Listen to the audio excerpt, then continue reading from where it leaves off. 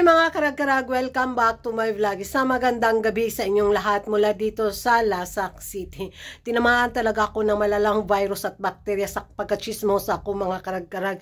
Hindi pa rin magaling yung sipon ko at ubo. Pero lalaban ako para sa Chismis with Coast natin, para sa Pangkabuhayan Showcase. Itudo ko na tong pagkachismosa ko dahil lilipad tayo ngayon sa bansang Milky Way, na kung saan alam naman natin yung nangyaring sitwasyon sa bansa nila.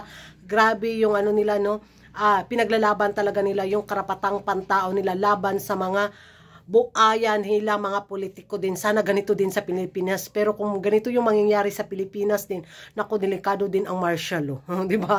Parang, abot lang, Pins. Kaya pa ba, Pins? Kaya pa ba?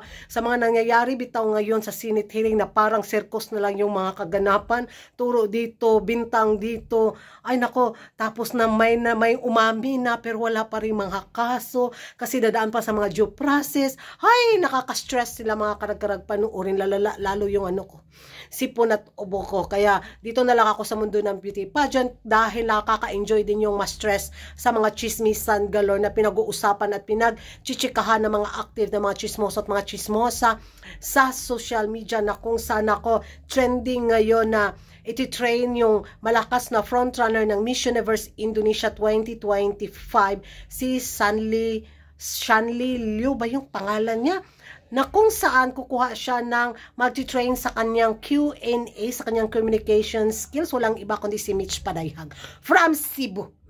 Na kung siya rin yung nag kay Ima Tiglao, diba? So, yun nga. Onsa man! Onsay paliton!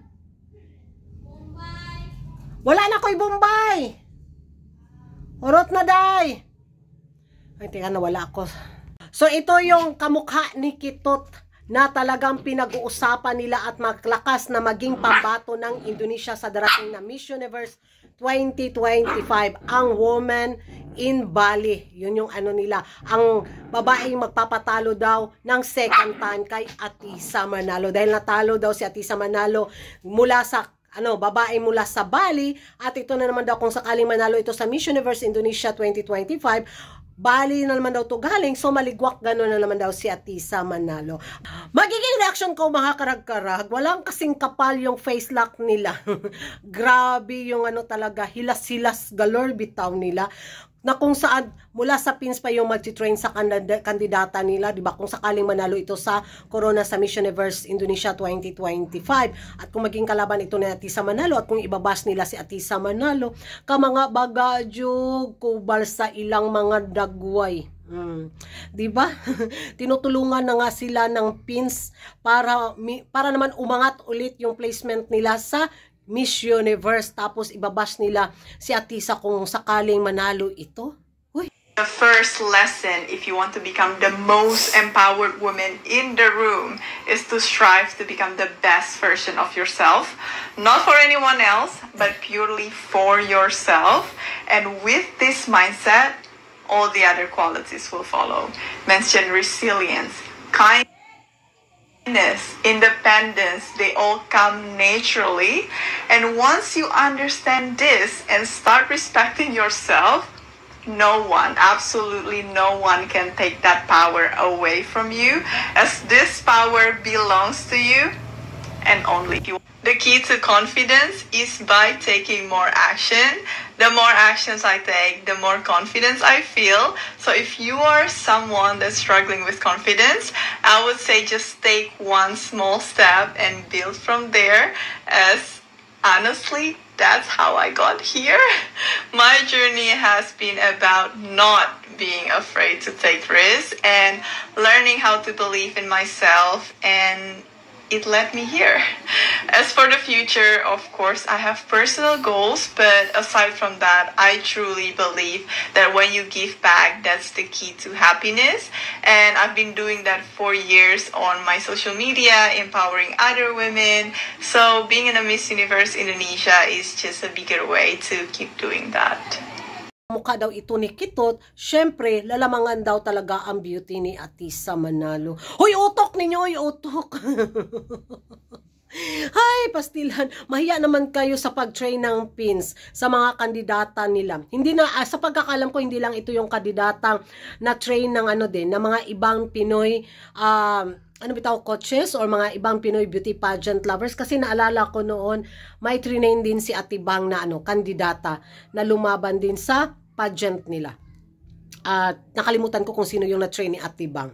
Basta, yun yung ano, mga ganap, mga karag-karag. Tapos ngayon, another Filipino na naman yung magta-train sa kanilang malakas na frontrunner sa Corona sa Miss Universe Indonesia 2025. At kung sakaling manalo na to, sana naman lang, wag nilang iba si Atisa manalo. Na kesyo women from Bali, itong si ano, Stanley Liu, ba yung pangalan niya, nakamukha ni Kitot. Ay!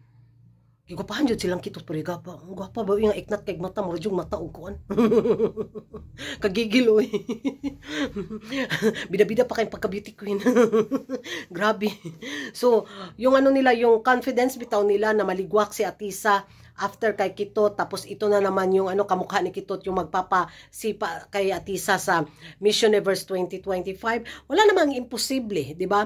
Pero kung ibabas talaga nila ng todo si Atisa manalo, nako, ambot lang. Sa ano ko, sa obserbasyon ko sa kandidatang to mga karag-karag, alam naman natin na under construction din to. So malakas naman yung laban niya sa Corona sa Miss Universe Indonesia 2025. Yan yung magiging opinion ko lang. Pero abang na lang tayo. Pasalamat na lang sila na may isang Pinoy na naman ang mag-train sa kanilang kandidata sa kanilang Q&A. At least maambagan sila ng katilinuhan ng pins ba. Priyagaba biapod ni sila. Di ba? Kumakapang bash, akala mo ang tatalino din. Para ding utak ni Kuragan minsan ang mga to. Kagigil, oy. Di na lang sila mag-thank you. Thank you, pins. Kaysa mag-ano pa sila ng ano, laban ni Atisa manalo. Oy, ewan. Yan na mga karag-karag, ewan ko sa inyo kung ano yung magiging reaction ninyo. Comment down below. Sa tingin nyo, malakas kaya ang laban nito kung sakaling manalo ito sa Miss Universe Indonesia 2025? Ang maging katapat ni Atisa manalo ang Kitot 2.0 nila. Magingay tayo sa comment section at kung hindi ka pa nakapag-subscribe sa YouTube channel ko, don't forget to like and subscribe Kuragan Karag and hit the notification bell para updated kayo sa mga latest kaganapan at late na intriga sa mundo ng beauty pageant. And thank you for watching. See you in my next vlog. Bye-bye!